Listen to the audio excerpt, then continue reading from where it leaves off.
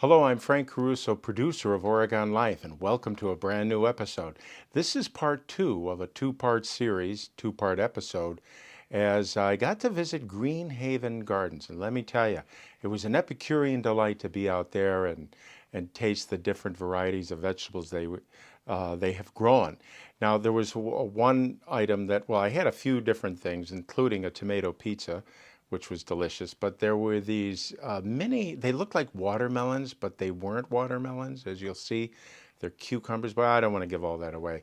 And these tomatoes, I discovered these new heirloom tomatoes that I never had a chance of tasting and partaking. Wonderfully delicious and surprised with the taste. There's usually tomatoes have been acidic. These were sweet and succulent. After meeting and talking with Heather and Dylan, I know this one thing to be true, that the world is a better place with them in it, as you'll see in this episode of Oregon Life.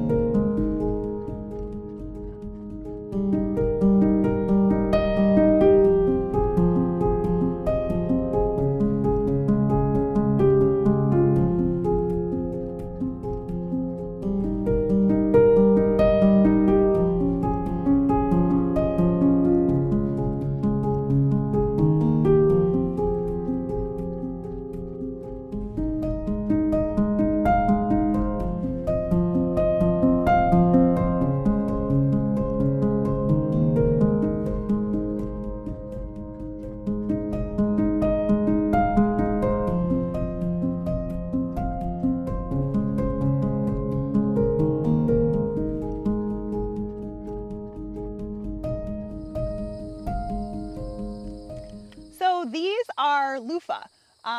Loofah is actually a squash, and I mean like the loofah that you get at the store that you like scrub your back with. These will actually dry out in the next couple weeks, and then I'll be able to peel off the skin to expose the sponge underneath, and then I have my own homegrown sponge that I can use.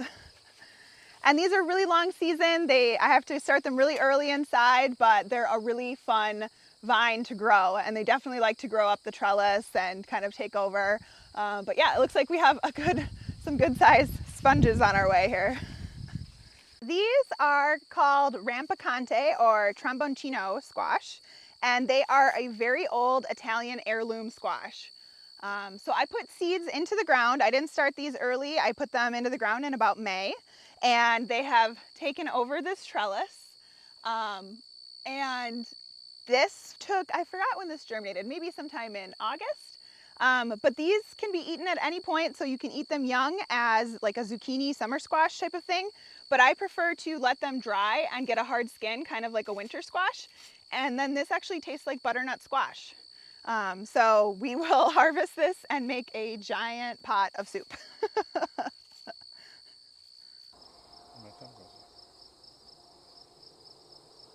So we grow a lot of winter squash. We like to grow them up on these arch trellises, and they are kind of getting to the point. We're in September now, so we're starting to see them pop up at farmers markets. But when you're growing a squash at home, I think one thing to remember is that you want to wait as long as possible before picking it, because all of the green growth here is indicating that there's still sugars in the plant. There are sugars in the leaves of the plant. And what I wait for is until the vines have basically dried up. And that means all of the sugars that are in the green portions of the plant have then gone into the fruit and will make for a lot more delicious, sweeter squash for you. And it also helps a lot with long-term storage. So don't pick your squash early. Try to be patient and wait until your vines kind of die back, and you're gonna have a lot more delicious squash to eat in the fall. This area of the garden will actually transform into our winter garden over the next few months. So these leeks I started very, very early. These are one of my earliest seeds in early January, and they've been growing all season. And I'm actually going to keep them in the ground and not harvest them all winter. And so they will be completely fine on their own. I don't need to do really anything. Leeks are an incredibly hardy vegetable, and they'll actually get even more sweet and more delicious as it gets colder. So this bed is just gonna stay right here, and we'll come out in January, we'll come out in February, and we'll dig up some leeks, and we will be eating them all winter long. And there's a lot of leek varieties that can do that just fine here in Wisconsin. So a lot of times when you buy leeks, you'll cut them open and you'll find them to be really gritty and have a lot of dirt in them. And a lot of times that's because traditionally they are hilled when they're grown. And so farmers will actually like put additional soil up the length of the stem to make it so there's more of the tender white part of the leek. And that's great to have more of that, but I'd rather have less dirty leeks, and I just grow a whole bunch, so I don't really care how big they get. And because I don't hill them, I don't have all of that grit in there, and so they're just kind of easier to cook with for me.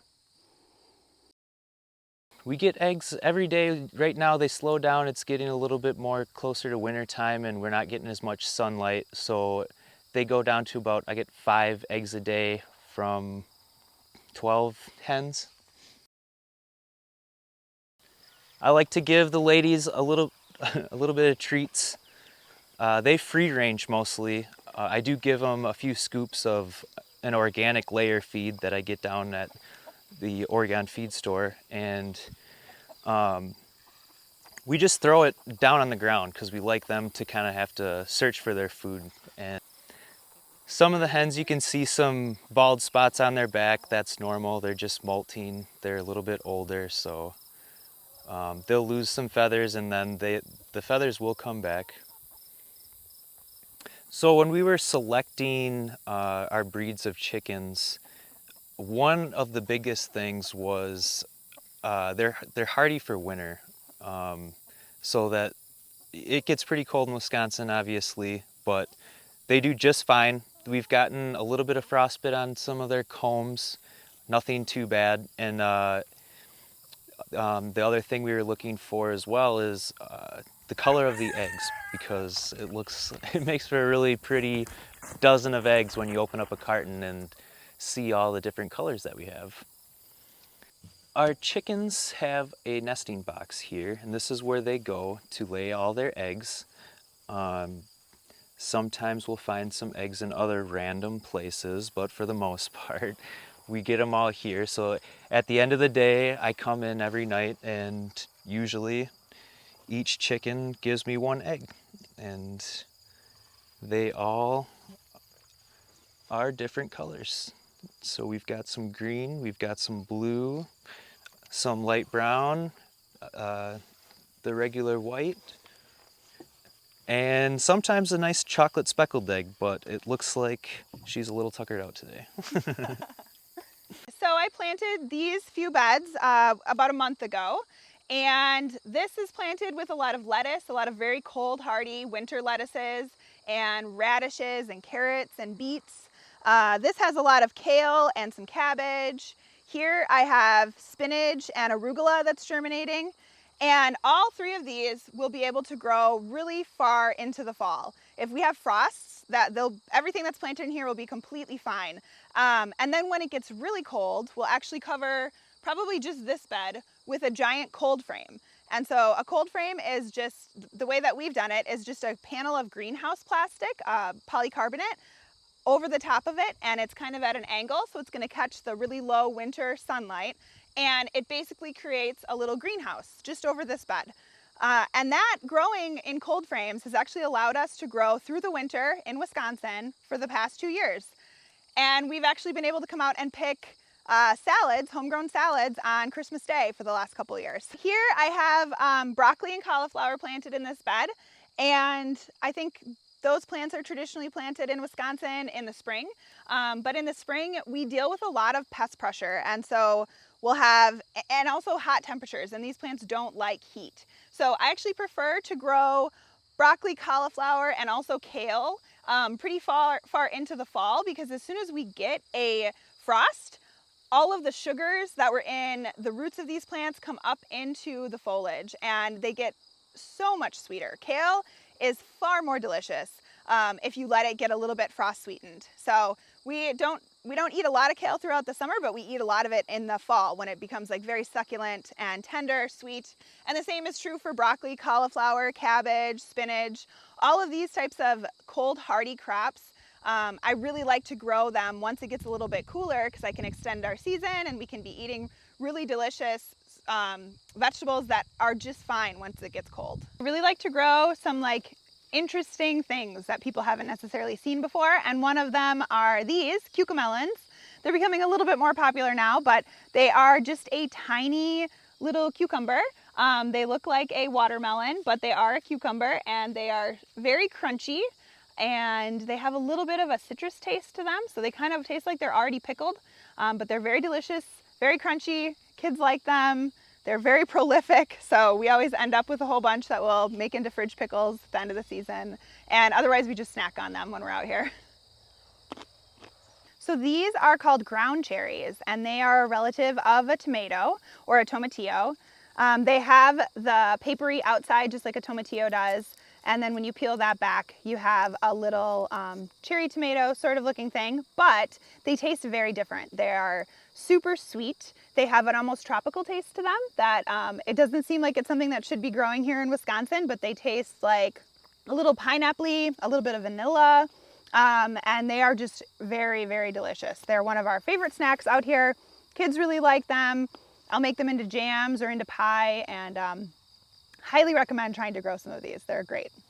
This is a pretty good representation of why I grow food because this like spread of heirloom tomatoes of every color and a whole different flavor spectrum, this started in early March with just a couple seeds basically that I started inside, and grew them up as little seedlings and then planted them into the garden, and have been making sure that I'm maintaining healthy plants, and then have started harvesting and being able to have access to really delicious, fresh, especially tomatoes, because they're my absolute favorite. A wide variety of different flavors is really important to me. I really like being able to have really awesome high quality ingredients at our fingertips, and to be able to walk out into the garden and collect some tomatoes and a bunch of basil and bake up some puff pastry, put down some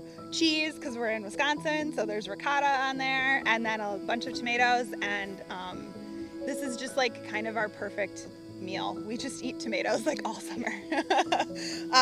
And we love tomatoes, and so this is what motivates me, is having a big spread of beautiful tomatoes, juicy, delicious tomatoes in August and September. And I would really love for people to understand like the different varieties that you can have in your food.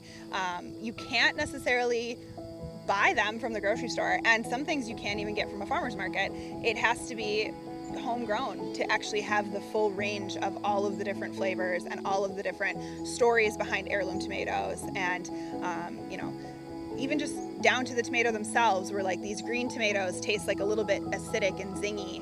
The yellow tomatoes are going to be a little bit more mild, and then the darker tomatoes taste really rich. Like some of them even have almost a smoky flavor to them. And so putting them all together, being able to taste all of the differences in flavors and see the colors, I'm just so much about color, and have it look beautiful and have it be delicious this is just kind of like this is what we do. So much of what we do for is just to be able to sit here at night. We eat dinner outside almost every night in the summer because we just love being out here and enjoying good food and enjoying this place. So the best part of the garden, I mean, not only is it incredibly therapeutic and like just amazing to be out here on my own or out here with my husband, and we spend a lot of time out here. We like consider the garden to be another room of our house where we just spend a lot of time out here. But it makes me so full of joy when I get to bring other people out here and show them it, and show them all of the things that you can grow here, all of the different food that we can be growing and eating and enjoying, and also how to make growing food into something that is beautiful and relaxing, and it doesn't need to be a ton of work. It doesn't need to be a ton of maintenance. There's things that you can be doing in a garden that make it a lot easier on yourself if you put certain systems in place. And so having people out and trying to empower them to, think about growing some of their own food, that's absolutely what inspires me, and I love sharing that part of the garden. I also really like having, friends and family out here. We love to entertain, and so we like to have people out. We take a drink and we walk around the garden. We look at what's growing, and when we have the kids over, our nieces and nephews, they're trying all of these things that they wouldn't necessarily be trying if we gave it to them on a plate. But if they get to pull it off of a plant, they think it's super exciting and they love it. So yeah, it is just a space that I feel like brings not only me a lot of joy, but I really like sharing it with other people and seeing the joy that it can bring to them. And I want to continue doing that for sure. But what I want to do in long term is I would like to take my skills and knowledge of growing food and try to empower people that don't necessarily have easiest access to fresh food. That is why I grow my own food, is because I want to have access to very high quality, very fresh, very delicious food. And I know that there are so many people in our community that don't have that access. And one way I'm doing that now is I volunteer at a food pantry garden, and I actually will lead youth groups of kids through the garden. So we will plant seeds, maintain the garden, and then harvest the food. And everything that we harvest goes directly into local food pantries. And just on Friday or Thursday, we harvested 650 pounds of vegetables that went directly from the field to the food pantry within an hour. And so that is so different than the food that is normally sitting on the shelves in a food pantry. It's just so fresh, so delicious, and it makes me really happy to know that there's people in our community that don't necessarily get to see that and experience that very often, but we get to give that to them. And I never see them or meet them, but I'm just very grateful that I get to help put food on their table.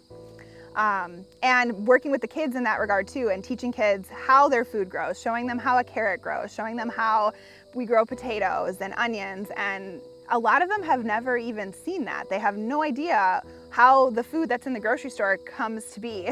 And so being able to share that with them, and I have made a lot of awesome connections with kids where I can see them getting excited to go to the farmer's market and try to find some new things, or continue helping in the garden. And so whatever way I can work towards kind of empowering people and making it more accessible to have good fresh food, that is what I'm hoping to do in the future in some way.